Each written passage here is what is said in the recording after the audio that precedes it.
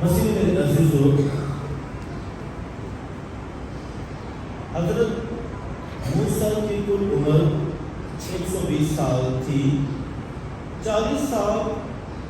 اس کی مصر میں تعلیم و تربیت میں گزرے، 40 سال مدیان میں اپنے سسر یترو کے ساتھ گلہ بانی کرتا رہا، اور پھر 40 سال بنی اسرائیل کی قیادت اس نے کی، یعنی بیابان میں اس نے گزارے۔ خدا نے اسے اپنے منصوبہ کو پائے تکمیل تک پہنچانے کے لیے تیار کیا تھا۔ خدا نے اسے اپنی پاکیزگی کا تجربہ دیا۔ جلتی جھاڑی نے اسے اپنا جلال دکھایا، اور سینا پہاڑ پر اپنا جلال اسے دکھایا، اور خیمے میں اپنی حضوری سے بھی اپنا جلال دیا۔ گویا خدا نے اسے بتایا کہ وہ کتنا پاکیزہ ہے، وہ کتنا پاک ہے، اور اس کی پاکیزگی جو ہے کامل ہے، اور مکمل طور پر وہ مقدس ہے۔ اس کے لیے گناہ اور بدی جو ہے اس سے جدائی کی ضرورت ہے۔ اس میں جو کچھ درست ہے وہی انجام دینے کی ضرورت ہے۔ اس کے ساتھ درست تعلق رکھنے کی ضرورت ہے۔ حضرت موسیٰ کو مستقل طور پر یہ بات ذہن نشین ہو گئی تھی کہ جس خدا کی وہ بندگی کرتا ہے اور خدمت کرتا ہے وہ پاک ہے، وہ اس قدر پاک ہے کہ کوئی بھی شخص اس کے جلال کی تاب نہیں لا سکتا۔ اور اس طرح مسیح رسول خدا نے خود بھی کہا کہ پاک ہو جو جیسے کہ میں تمہارا خدا پاک ہوں۔ اور خدا نے اپنے لوگوں کی بھی فکر کی کہ میرے لوگ بھی پاک صاف ہوں، اور خدا انہیں شریعت دیتا ہے، 10 احکام دیتا ہے، اور اسی طرح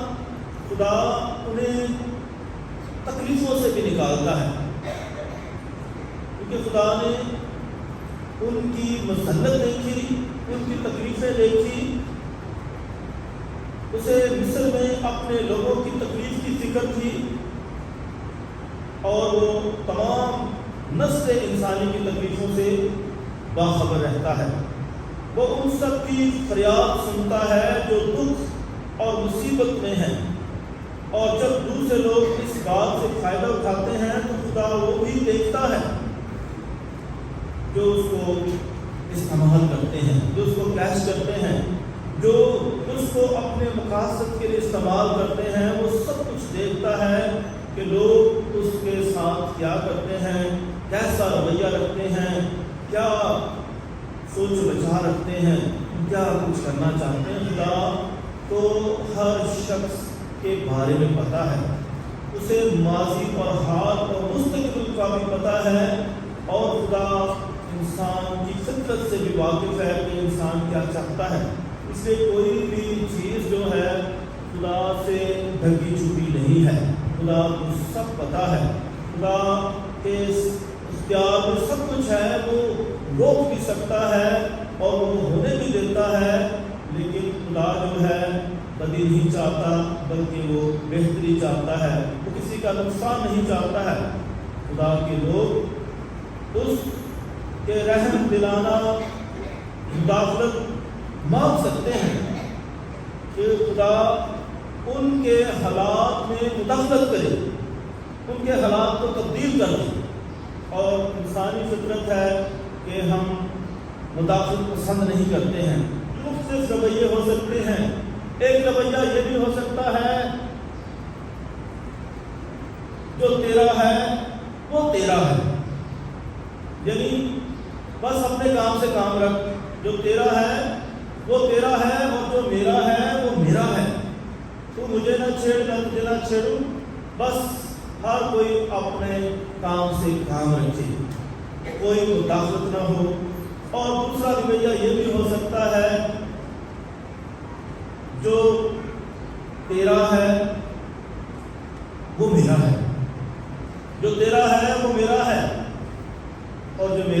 میرا نہیں، اس میں خود غرضی ہے،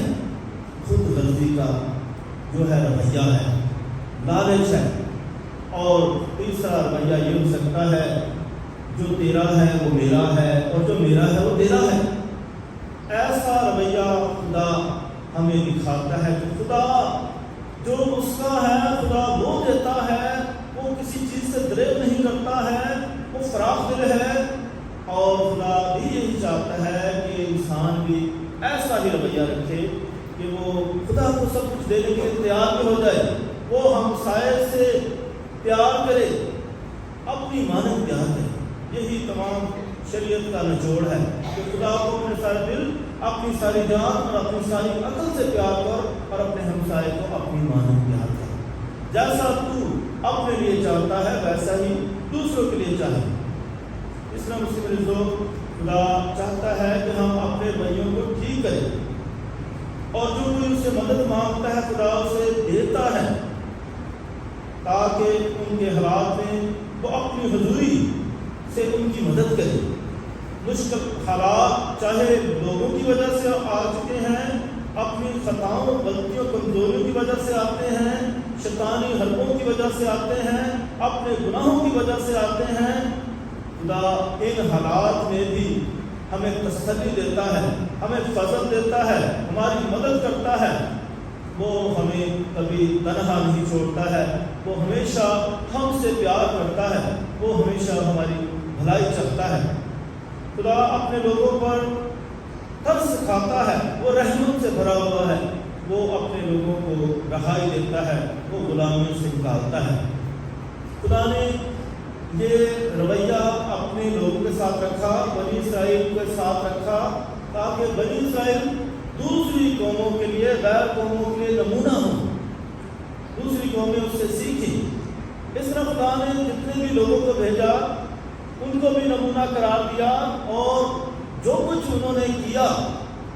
اچھا کیا، تو اس کو بھی نمونہ قرار دیا کہ جو اچھا کام انہوں نے کیا ہے یہ بھی تمہارے لیے نمونہ ہے۔ یہ رسم و رواج جو واقعات ہیں اور وہ بھی آپ کے نمونہ ہے، جو غلط باتیں ہوئی ہیں، جو غلط کام ہوئے، اس سے بھی عبرت سیکھو، اس سے بھی جو ہے سبق سیکھو۔ تو کلام ہمیں ایسے حالات بھی پیش کرتا ہے، ایسے واقعات بھی پیش کرتا ہے، ایسی شخصیات بھی پیش کرتا ہے جو ہمیں ہماری ہدایت کرتے ہیں، ہماری اصلاح کرتے ہیں، ہمیں خدا کے قریب لے کر آتے ہیں۔ اور حضرت موسیٰ نے جب خدا سے پوچھا کہ لوگ اگر تیرا نام پوچھے تو میں کیا بتاؤں، کیونکہ مصر میں بہت سارے دیوتا تھے جن کے مختلف نام تھے اور مختلف کام کرتے تھے، جو مصر میں بہت دے رہا تھا، اور مصر میں بہت سارے دیوتا تھے، تو وہ بتانا چاہتا تھا کہ میں کس خدا کی طرف سے بھیجا گیا ہوں، بنی اسرائیل کی طرف۔ تو خدا اسے جو نام دیتا ہے کہ اس میں بتا کہ میں ہوں جو ہوں، یہ ہے خدا کا نام، میں ہوں جو ہوں، یہ اس کا ذاتی نام ہے کہ لوگ جو ہیں وہ میرے رویے سے جانیں، وہ مجھے تجربات سے جانیں، میں نے کیا کچھ کیا ہے، میں ہوں، میری شناخت یہی ہے کہ میں ہوں جو ہوں، میں تمہارے ساتھ تھا، میں تمہارے ساتھ ہوں، میں اپنا وجود رکھتا ہوں، میں اپنی حضوری رکھتا ہوں، میں سرگرم رہتا ہوں، متحرک ہوں۔ اور خدا نے اسے اپنا ذاتی نام دیا۔ یسوع مسیح نے بھی یہی نام اپنے لیے مخصوص کیا، مقدس یوحنا کی انجیل، میں ہوں جو ہوں، راہ اور زندگی میں ہوں، قیامت اور زندگی میں ہوں۔ یسوع مسیح بھی اپنے لیے یہی نام منتخب کرتے ہیں، کیونکہ وہ خدا کی حضوری ہے، مکمل حضوری، مکمل طور پر خدا کا جلال ہم اس میں دیکھتے ہیں۔ مکمل طور پر خدا نے ہمیں اس کی ذات میں نمونہ بخش دیا ہے۔ اس کے ساتھ اور بھی شخصیات ہیں، پرانے عہد کی شخصیات بھی ہیں، نئے عہد کی شخصیات بھی ہیں، مقدسین بھی ہیں، اور جو ہے رسول بھی ہیں۔ ہمارے زمانے میں بھی کئی ایسی ہستیاں میں مل جاتی ہیں، مدر تریسا جیسی ہستیاں، اور بے شمار ایسے نمونے ہمیں ملتے ہیں جو ہمیں نیک راہوں پر لے چلے۔ اسی طرح خدا جو ہے جب اپنا یہ نام دیتا ہے، میں ہوں جو ہوں، جس کا مطلب ہے خدا اپنا وجود رکھتا ہے، وہ سرگرم رہتا ہے اور اس کی اپنے لوگوں میں مستقل حضوری اور سرگرمی رہتی ہے۔ وہ ہماری ذات میں متحرک ہے، وہ اب بھی ہماری ذات میں کام کرتا ہے، ہمارے نجات کے کام کو شروع رکھا ہے، وہ نجات کے کام کو تکمیل تک پہنچاتا ہے، مختلف روایات کے ذریعے سے، مختلف عبادات کے ذریعے سے اور مختلف رویوں کے ذریعے سے جو ہماری زندگیوں میں لے کر آتا ہے۔ اس کی وفا، فکر، خواہش، تعلق، عہد، وعدہ، میں تیرا خدا ہوں گا، تو میرا ہے میں تیرا ہوں، یہ مسلسل جاری رہتا ہے اور خدا اپنے وعدوں سے ڈرتا نہیں ہے، وہ کبھی انکار نہیں کرتا ہے، وہ ہمیشہ مستقل مزاج رکھتا ہے، وہ اپنے وعدے پورے کرتا ہے۔ اسی لیے اس نے کہا کہ میں ابراہیم، اسحاق اور یعقوب کا خدا ہوں، کیونکہ خدا اپنے وعدوں کا پکا ہے اور سچا ہے، وہ اپنے وعدے پورے کرتا ہے، وہ اپنے وعدوں پر پابند ہے، وہ پورے کرے گا۔ جب اس نے حضرت ابراہیم سے وعدہ کیا اور اس نے اسے جب بلایا تو وہ چل پڑا، اس نے اپنا سب کچھ چھوڑ دیا، اپنی جگہ چھوڑ دی، سب کچھ قربان کرنے کے لیے تیار ہو گیا، خدا کی آواز کو سنتا تھا۔ یہاں اس کی تابعداری ہے، وفاداری ہے، اور خداوند نے ابراہیم سے کہا، کلام مقدس میں لکھا ہے تکوین کتاب میں، اور خداوند نے ابراہیم سے کہا تو اپنے وطن اور اپنے اقربا کے درمیان سے بلکہ اپنے باپ کے گھر سے روانہ ہو اور اس سرزمین میں چل جو میں تجھے دکھاؤں گا، میں تجھے ایک بڑی قوم بناؤں گا، تجھے برکت دوں گا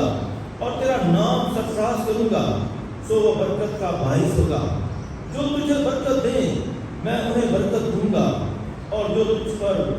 بد دعا کریں ان پر میں بد دعا کروں گا۔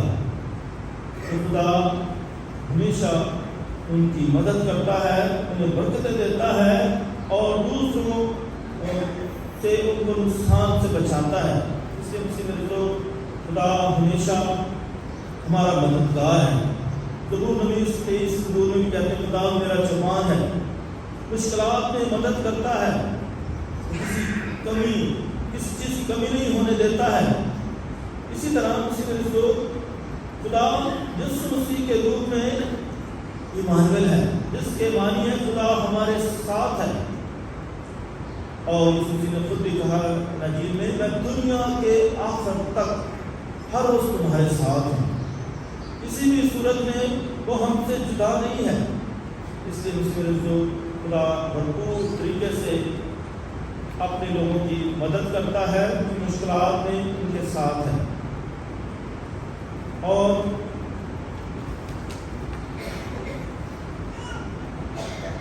خدا نے جب بھی وعدہ کیا، جب حضرت ابراہیم کے ساتھ وعدہ کیا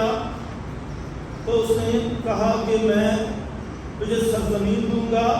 اور ہم دیکھتے ہیں کہ خدا اسی طرح اپنے وعدے قائم بھی رکھتا ہے اور انہیں اضافہ بھی کرتا جاتا ہے، کیونکہ خدا بہت فراخ دل ہے۔ جب اس نے حضرت ابراہیم کے ساتھ وعدہ کیا تھا تو اس نے کہا کہ بڑی قوم بناؤں گا، تجھے زمین دوں گا اور تیرے نام سے قومیں برکت پائیں گی، اور اسی وعدے کو اس نے دہرایا اسحاق کے ساتھ۔ اسی نے اس وعدے کو دہرایا ہے کہ وہ اس وعدے کو جاری رکھے گا، اور لکھا ہے تکوین کتاب میں اس اسحاق نے اس سرزمین میں کھیتی کی اور اسی سال 100 گنا حاصل کیا، اور خداوند نے اسے برکت بخشی اور وہ بڑھ گیا، اور اس کی عظمت بڑھتی جاتی تھی یہاں تک کہ وہ بہت بڑا آدمی بنا۔ وہ بھیڑ بکری اور گائے بیل اور بہت سے لوگوں کا مالک ہوا، اور فلسطینیوں کو اس پر رشک آیا۔ یہ پیشن گوئی پوری ہوئی کیونکہ خدا نے اس سے وعدہ کیا تھا، اور اس کا وعدہ یہ تھا، پیدائش تکوین کتاب 26 اور خدا نے اس پر ظاہر ہو کر کہا کہ مصر کو نہ اترنا، بلکہ جہاں میں تجھے بتاؤں اس سرزمین میں رہائش کر، اس میں تو بولباش کر، اور میں تیرے ساتھ ہوں گا اور تجھے برکت بخشوں گا، کیونکہ میں تجھے اور تیری نسل کو یہ سب ملک دوں گا، اور وہ قسم جو میں نے تیرے باپ ابراہیم سے کھائی پوری کروں گا، اور میں تیری اولاد کو آسمان کے ستاروں کی مانند وافر کروں گا، اور یہ سب ملک تیری نسل کو دوں گا، اور زمین کی سب قومیں تیری نسل میں برکت پائیں گی، اس لیے کہ ابراہیم نے میرا کہا مانا اور میرے احکام اور قوانین اور میرے رسوم اور شرائع کی پابندی۔ تو مسلم لوگ، ہم جو مسیح ہیں اور کیتھولک ہیں، ہمارے پاس بھی ایسی رسوم، ایسی شریعت، ایسے جو ہے رسمیں ہیں، ٹریڈیشن ہیں جو ہمارے لیے نمونہ ہیں، جو کلیسیا ساتھ لے کر چلتی ہے، ہمارے لیے برکت کا باعث ہے۔ اسی طرح خدا جو ہے اپنی برکتیں، اپنے فضائل جاری رکھتا ہے جب ہم اس کی روایات کو ساتھ لے کر چلتے ہیں۔ جیسے بنی اسرائیل نے جو ہے تمام آباء و اجداد کی اقربا کی روایات کو جاری رکھا، اور خدا بھی کہتا ہے کہ وہ ان کو جاری رکھیں، ان کو بھول نہ جائیں، بلکہ اپنی نسلوں کو بھی یہ سکھائیں۔ اور اسی طرح مسیح کو خدا نے کہا تھا میں ابراہیم، اسحاق اور یعقوب کا خدا ہوں، تو یہ وعدے خدا ان کے ساتھ پورے کرتا ہے، وعدے کرتا ہے۔ اور جب یعقوب کے ساتھ اس نے وعدہ کیا، لکھا ہے اور دیکھو خداوند سیڑھی کے اوپر کھڑا ہے، اور اس نے کہا میں خداوند تیرے باپ ابراہیم کا خدا اور اسحاق کا خدا ہوں، یہ زمین جس پر تو سوتا ہے میں تجھے اور تیری نسل کو دوں گا، اور تیری نسل زمین کی گرد کی طرح ہوگی، اور تو مغرب و مشرق و شمال و جنوب تک پھیلے گا، اور جہاں کی تمام اقوام تیرے اور تیری نسل کے وسیلے سے برکت پائیں گی، اور دیکھ میں تیرے ساتھ ہوں، اور جہاں کہیں تو جائے تیری نگہبانی کروں گا، اور تجھے اس ملک میں پھر لاؤں گا، اور جو میں نے تجھ سے کہا ہے جب تک اسے پورا نہ کروں تجھے نہیں چھوڑوں گا۔ اسی طرح خدا نے اسی طرح ہمیں بھی برکات سے مالا مال کیا ہے، اور کس طریقے سے ابتدائی کلیسیا میں خدا نے کام کیا رسولوں کے ذریعے سے، اس طریقے سے رسول جو ہیں یسوع مسیح کی منادی کرتے ہیں، اور اسی طرح مسیح جو خدا آج بھی متحرک ہے، آج ہمارے ساتھ ہے، اور وہ ہم سے باخبر نہیں ہے، اسے خبر ہے کہ ہماری کیا ضروریات ہیں، کیا مسائل ہیں، کیا مصیبتیں ہیں، کیا دکھ ہیں، ہماری بیماریوں سے بھی واقف ہے، ہماری کمزوریوں سے بھی واقف ہے، اور وہ ہمیں ہمارے دکھ دور کرتا ہے۔ ہم ہمیشہ اس پر بھروسہ رکھیں، کیونکہ وہ بہت رحم دل ہے، وہ ہماری مدد کرتا ہے۔ ہمیشہ ایمان میں مضبوط رہیں کہ خدا ہمیں کبھی نہیں چھوڑتا ہے، آج بھی ہماری مدد کرتا ہے،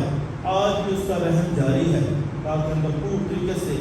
اس کی رحمت کا تجربہ کرتے رہیں، اس کی حضوری کا تجربہ کرتے رہیں، اس کی پاکیزگی کا تجربہ کرتے رہیں، اور اس سے بھرپور ہوتے رہیں۔ اسی میں جو یہ تمام عبادات جو ان دنوں ہوتی ہیں، ہمیں بھرپور اس کا تجربہ دیتی ہیں، اس